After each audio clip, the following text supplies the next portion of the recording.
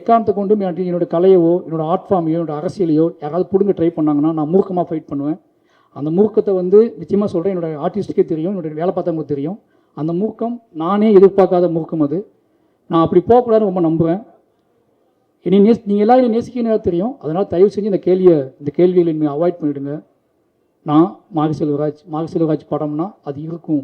மாரி செல்வராஜ் அதற்காக கிளம்பி வந்தவன் தான். மாரி செல்வராஜ் எடுக்கிறது சாதி படமான்னு கேட்டால் அது உங்கள் மொழி.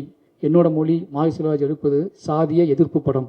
அந்த எதிர்ப்பு படத்தை நான் தொடர்ந்து எடுத்துக்கிட்டே இருப்பேன். நான் இதை ஒரு திமிர்லேயே சொல்லலை, இங்கேருந்து சொல்கிறேன், எமோஷ்னலாக சொல்கிறேன். நான் எப்போவுமே என்னோடய ஆர்ட் ஃபார்மை நம்புவேன். நான் அரசியல்வாதி கிடையாது, நான் கட்டுரையாளன் கிடையாது, நான் ஆய்வாளர் கிடையாது. நான் என் வாழ்க்கையை பணயமாக வச்சு படம் எடுத்துகிட்டு இருக்க ஒருத்தன். என் வாழ்க்கையை கலையாக மாற்றிக்கிட்டு இருக்கேன்.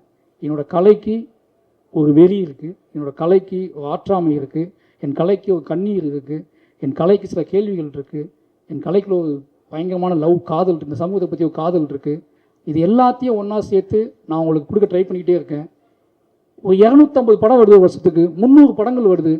உங்களுக்கு கொண்டாட்டம், உங்களை குதூகலப்படுத்தக்கூடிய படங்கள் எவ்வளவோ வருது. இந்த ஒருத்தனை விட்டுருங்களேன், அவனை ஏன் போட்டு அவனையும் திருப்பி அந்த கூட்டத்தில் போய் தலை ட்ரை பண்ணுறீங்க? இனி விட்டுருங்க. நான் உங்களுக்கு பார்க்க பிடிக்கணும்னு பரவாயில்ல, தயவு செஞ்சு நான் உருவாக்கி கஷ்டப்பட்டு கற்றுக்கிட்ட என்னோட இவ்வளோ வாழ்வியல் அனுபவத்தை நீங்கள் முடிவு செய்ய முயற்சி பண்ணாதீங்க.